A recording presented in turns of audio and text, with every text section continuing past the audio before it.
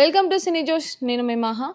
నాగవంశీ గారు చేసిన కామెంట్స్ ఇప్పుడు సోషల్ మీడియాలో చాలా వైరల్ అవుతున్నాయన్నమాట. ఒకప్పుడు ప్రమోషన్స్ లేకపోయినా కూడా సినిమాలు బాగా ఆడేవి. ఇప్పుడు ప్రమోషన్స్ ఉన్నా కూడా కొన్ని ఆడుతున్నాయా లేదా అన్న క్వెషన్ మార్క్ ఉంది. మరి అసలు యాక్చువల్‌గా పాస్ట్‌లో ఈ జనరేషన్ కాకుండా ముందు జనరేషన్ వాళ్ళు అసలు సినిమాలు ఎలా తీసేవాళ్ళు? ఎలా ప్రమోట్ చేసేవాళ్ళు? ప్రమోషన్ లేకపోయినా సినిమా ఎలా రిలీజ్ అయ్యేది? అసలు ఏంటి అనేది మనకి తెలీదు కాబట్టి మనతో పాటు సీనియర్ ప్రొడ్యూసర్ నట్టికుమార్ గారైతే ఉన్నారు. ఆయనని అడిగి తెలుసుకుందాం. హలో సార్, నమస్తే. నమస్తే అమ్మా. ఎలా ఉన్నారు సార్? బాగున్నాను, హ్యాపీ. బాగున్నా. సార్, ప్రమోషన్స్ అనేవి ఇప్పుడు ఒక సినిమా రిలీజ్ అయిందంటే ఖచ్చితంగా ప్రమోషన్స్ మీద డిపెండ్ అయ్యి ఉంటుంది. ప్రమోషన్స్ చేస్తేనే హిట్ అవుతుంది. మరి పాత రోజుల్లో అసలు ప్రమోషన్స్ ఎలా చేసేవాళ్ళు? సినిమాలు ఎలా హిట్ అయ్యేవి అంటే ఏం చెప్తారు సార్? పాత రోజుల్లోనైనా ఇప్పుడైనా సినిమా ప్రమోషన్ మౌత్ టాకే. మీరు ఇప్పుడు అనుకుంటున్నారు, ఓ మొత్తం మీ టీవీలో కనబడిపోతే వచ్చి జనాలు చూసేస్తారు, ఇంకో దాంట్లో కనబడిపోతే జనాలు చూసేస్తారు అనేది అసంభవం, తప్పు. ఎందుకంటే మనం మౌత్ టాక్ మార్నింగ్ షో, మీకు సీతారామయ్య గారి మనవరాలు ఉదాహరణకి ₹175 morning show, matinee ₹750, first show ₹1100, అంటే ఫుల్ సినిమా ఆ రోజుల్లో. సెకండ్ షో ఫుల్, 150 రోజులు ఫుల్ అయింది సినిమా. అంటే ఈజ్ ద మౌత్ టాక్. అంటే ఒక బాగుంది అని ఒక సినిమాకి వస్తే నాగ పౌర్ణమి, సో మెనీ మూవీస్, అంటే నేను ఒక్క మూవీ అంటే ఉదాహరణకు చెప్పుకుంటూ వెళ్తే కొన్ని వేల మూవీస్ ఉన్నాయి. అలా హీరోయిజం సినిమాలు ఇప్పుడు అంతే, అప్పుడు అంతే. అప్పుడు ఫ్యాన్స్ ఫస్ట్ మార్నింగ్ షో. అప్పుడు ఇంకొకటి కూడా మీకు చెప్తున్నాను, చాలామందికి తెలియదు, మీరు చెప్పాలి, జనాలు చూసుకోవాలి, అభిమానులు కూడా. మార్నింగ్ 8 షో ఫ్రీ వాళ్ళకి, అభిమానులకి మార్నింగ్ 8 షో ఫ్రీ ఇచ్చేవారు. ఆంధ్రప్రదేశ్ అంటే అప్పుడు ఆంధ్రప్రదేశ్ ఉండేది కాబట్టి ఫ్రీ ఇచ్చేవారు. ఎందుకు ఫ్రీ ఇచ్చేవారు అంటే ఆ డబ్బులు ₹100, అప్పుడు ₹10 టికెట్, 100కో 70కో 80కో అమ్ముకొని ఆ డబ్బులు హీరోయిజం బట్టి ఆ డబ్బుని తీసుకొని వాళ్ళు అక్కడ డెకరేషన్ కానీ, సినిమా ఫుల్ బోర్డులు కానీ, అంటే అప్పుడు పోటీ ఉండేది, 30 రోజులు 50 రోజులు 100 రోజులు బోర్డులు ఉండేవి. దానికి ఫుల్ బోర్డులు కానీ, రికార్డులు కొట్టడం కానీ, ఇవన్నింటికి ఆ డబ్బుని ఒక అసోసియేషన్ ఫామ్ చేసి ఆ అసోసియేషన్లో ఆ డబ్బు పెట్టుకునేవారు. ఆ రోజుల్లో ఫస్ట్ కృష్ణ గారు స్టార్ట్ చేశారు, తర్వాత రామారావు గారు. ఏదైనా కృష్ణ గారే, నటశేఖర్ కృష్ణ గారే. ఏదైనా అభిమానులు ఫస్ట్ వాళ్ళు కరెక్ట్గా ఫామ్లోకి వచ్చి అది అభిమానులు అన్నారంటే నటశేఖర్ కృష్ణ గారి తర్వాత అందరూ హీరోలు, తర్వాత చిరంజీవి గారు స్ట్రాంగ్, అంటే అభిమానులు స్ట్రాంగ్గా ఉండేది చిరంజీవి గారు. అలా అందరూ అన్ని అభిమానులు ఇంకా స్టార్ట్ ఆ డబ్బుని 8 షో అనేది కంపల్సరీ ఫ్రీ ఇచ్చేవారు. ఇప్పుడు ఫ్రీ కాదు, ఆ ఉన్నవి కూడా బ్లాక్ మార్కెట్ టికెట్లు కూడా వీళ్ళే తీసేసుకుంటున్నారు. ఆల్ టికెట్లు కాదు, బ్లాక్ మార్కెట్ టికెట్లు కూడా వీళ్ళే తీసేసుకుంటున్నారు. ఒకప్పుడు టికెట్ రూపాయి 2.5 ఉండేది, అంటే బ్లాక్ మార్కెట్కి వెళ్తే ₹10 ₹12 అమ్మేది. బ్లాక్ మార్కెట్లో కొంతమంది బతికేవారు.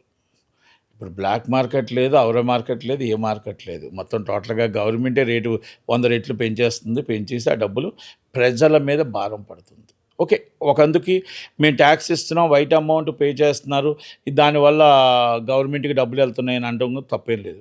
అంటే పబ్లిసిటీ అనేది వాల్ పోస్టులు అనేది ఇప్పటికీ అది ఎప్పటికీ ఉంటుంది. ఎందుకంటే కొంచెం మాస్ పబ్లిక్ ఉంటారు కదా, వాల్ పోస్టులు అనేది కామన్. మీకు paper ad, Andhra Jyothy paper ad only డిస్ట్రిబ్యూటర్లకి, ఎగ్జిబ్యూటర్లకి మాత్రం తప్ప ప్రజలు చూడరు. ఒకప్పుడు ఈనాడు వేసేవారు, ఈనాడు ప్రజలు చూసేవారు. ఇప్పుడు ఈనాడు కాస్ట్లీ అయిపోయింది. ఓకే, కొన్ని అనువైన కారణాల వల్ల ఈనాడు ఆపేశారు. అలాగా ఆ జ్యోతి చిత్ర, చాలా పేపర్స్ ఉన్నాయి, అన్నీ వెళ్ళిపోయి ఇప్పుడు సోషల్ మీడియా వచ్చింది. మనం కోట్లు ఖర్చు పెట్టండి, జనాలు రారు. ఖర్చు పెట్టకపోండి, జనాలు రారు. ఖర్చు పెట్టినా రారు, ఖర్చు పెట్టకపోయినా రారు. మీ సినిమా బాగుంది అంటే ఎక్కడికి వెళ్ళిపోతుంది. మీకు ఉదాహరణకి రీసెంట్లీ ఖైదీ సినిమా చెప్తాను, కార్తిక్ గారి. Morning show 3300, matinee 6000, first show 75,000, second show 75,000, super duper hit. ఇలా ఉదాహరణ మనం చేసుకుంటూ వెళ్తే ఎన్నో సినిమాలు, మీకు ఒక్క సినిమా అని కాదు, అంటే హీరోయిజం లేని సినిమాలు చెప్తున్నాను మీకు. హీరో సినిమాలు ఆటోమేటిక్గా ఫుల్ అవుతుంది. బాగుంది అంటే ఇంకా అది కంటిన్యూ. ఇప్పుడు కొరియన్ కనకరాజు ఉంది, కంటెంట్ ఉంది, సూపర్ హిట్. కంటెంట్ లేకపోతే ఏమీ లేదు. మన అంతకుముందు సినిమాలు ఎందుకు ఆడలేదు ఆయనవి? కంటెంట్ ఉంది కాబట్టి ఆడుతుంది. డీసీ దాంట్లో ఎవరున్నారు, ఎవరు తెలుసు? డైరెక్టర్ కూడా కొంతమందికే తెలుసు. కానీ ఈరోజు సినిమా ఎందుకు ఆడుతుంది? First day morning show ₹2,000, matinee 2,000, second show 10,000, ఈరోజు మొత్తం 40,000-50,000 డైలీ కలెక్షన్ వస్తుందండి. సినిమా మీద దమ్ముంది అంటే ఈ 2 సినిమాలు సక్సెస్. ఉదాహరణకు మనం ఈ పబ్లిసిటీ అనే పెట్టుకునే ఒక దాని మీద డబ్బు పోతుందే తప్ప ఈ సోషల్ మీడియాలో ఏమైపోయిందంటే మనీ, రీల్కో మనీ, వాయిస్కో మనీ, అన్నిటికీ మనీయే. ఫేస్బుక్కో మనీ, ఇంకొకటి మీమ్స్కో మనీ, లైక్కో మనీ. మన జీవితాలు నాశనం అయిపోతాయి. మన ఆస్తులు అన్ని అమ్మినా కూడా సరిపోవు.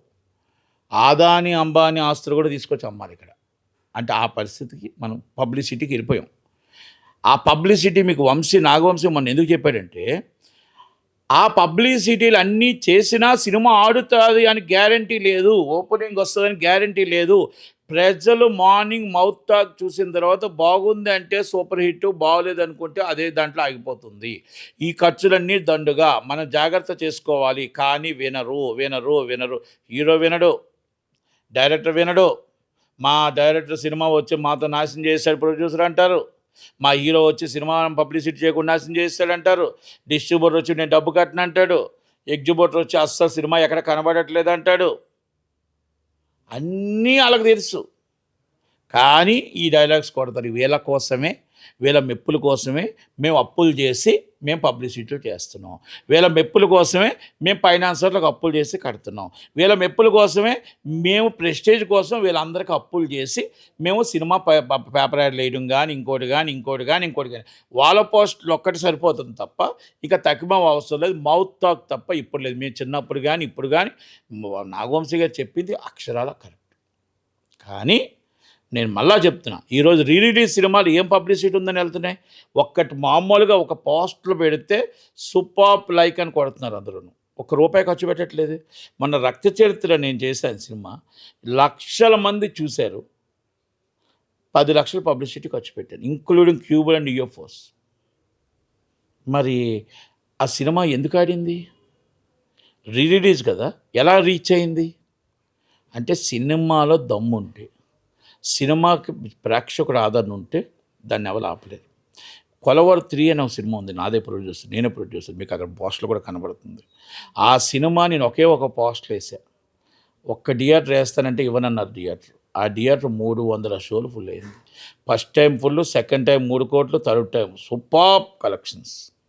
అలాగే వర్షం అంటే ప్రభాస్. మరి కొలవర్ 3లో ఎవరు హీరో ఉన్నారు? అలా ఉదాహరణకు మనం ఎన్ని వెళ్ళిపోయి ఓయి సినిమా ఉంది. ఓయి సినిమా 3 కోట్లు కలెక్ట్ చేసింది. నేను 5 లక్షలకు కొని 11 లక్షలకు అమ్మేశా. అంటే నాకు సినిమా ఏం ఆడుతుందండి. నాకు 6 లక్షలు లాభం చాలు అనుకున్నా. ఎవరో రిలీజ్ చేస్తే 3 crores. అంటే సినిమాకి పబ్లిసిటీ. దీన్ని బట్టి అర్థం ఏంటంటే ఏం పబ్లిసిటీ చేశారు? డబ్బులు ఇచ్చేమైనా పబ్లిసిటీ చేశారా? రిలీజ్ సినిమా అయినా, స్టేట్ సినిమా అయినా, తెలుగు సినిమా. అదే పెద్ద సినిమా పబ్లిసిటీ అవసరం లేదు. పెద్ద సినిమాకి ఆల్రెడీ ఈవెంట్ పెడుతున్నారు. మళ్ళీ ప్రోగ్రామ్ పెడితే ఈవెంట్ పెట్టినా జనాలు రారు, ఇంకో ప్రోగ్రాం పెట్టినా రారు. మేము ఇవన్నీ పెట్టింది మీకోసం, మీ ప్రెస్ కోసం, మీ యూస్ కోసం, మీ హీరో ఇంటర్వ్యూస్ కోసం. ఆ హీరో మీ అందరితో మాట్లాడి మీకు అందరికీ మేము పబ్లిసిటీలు చేసి మా డబ్బులు పోగొట్టుకోవడం కోసం తప్ప నిజంగా హీరో కానీ, హీరోయిన్ కానీ, డైరెక్టర్ కానీ వీళ్ళందరూ వచ్చి సినిమా బాగుంటే జనాలు చూస్తారు. కంటెంట్ బాగాలేకపోతే సినిమాలు చూడరు. నిన్న చిరంజీవి గారు మాట అన్నారు, మీరు 100 కోట్ల సినిమా పెడితే సినిమా చూడరు, దాంట్లో కంటెంట్ ఉండాలి. కంటెంట్ ఉంటే సూపర్ హిట్, కంటెంట్ లేకపోతే సూపర్ ఫ్లాపు. మీరు పాన్ ఇండియా అని 100 కోట్లు పెట్టి సినిమాలు తీసుకొని వెళ్ళి నిర్మాతలను నాశనం చేయకండి. చాలా పెద్ద మాట చెప్పాడు ఆయన. వరప్రసాద్ సినిమా ఎంత బడ్జెట్ అయింది, ఎంత కలెక్షన్ చేసింది. మీకు పెద్ద సినిమా ఎంత బడ్జెట్ అయింది, ఎంత కలెక్షన్ చేసింది. బిఫోర్ సినిమా కొరియర్ కనకరాజు ఎంత బడ్జెట్ అయింది, ఎంత కలెక్షన్ చేసింది. అలాగే అనిల్ రావుపూడి ఇంకో సినిమాలు ఎంత బడ్జెట్ అయింది, ఎంత కలెక్షన్ చేసింది. మీరు పెట్టి ఇంత కష్టపడి అన్ని 100 కోట్ల అప్పులు తెస్తే ఏం మిగులుతుంది? మీరు అర్థం చేసుకుంటే దాంట్లో చాలా అర్థాలు ఉన్నాయి. డైరెక్టర్కి, సినిమా పెద్ద ప్రొడ్యూసర్, మేము 100 కోట్లు పెడతాం, మేము 500 కోట్లు పెడతాం, మేము 1000 కోట్లు పెడతాం. అమెరికా నుంచి వచ్చిన వాళ్ళు అందరూ ఉన్నారే, గ్రూప్ ఆఫ్ ది అమెరికా వాళ్ళందరికీ అర్థం అవ్వాలి. ఇది నిర్మాతలకి, ఇది నిర్మాతలకు ఒక లెసన్, డైరెక్టర్కి ఒక లెసన్. చెప్పుకోలేరు డైరెక్టర్కు. నిర్మాత వెళ్ళి ఏమండి ఈ సినిమా మీరు పలానా అమెరికాలో చేయాలంటే ఒకేసారి అండవే తప్ప, సార్ అమెరికా లాంటి లొకేషన్ ఇక్కడ ఉందని చెప్పగలరా?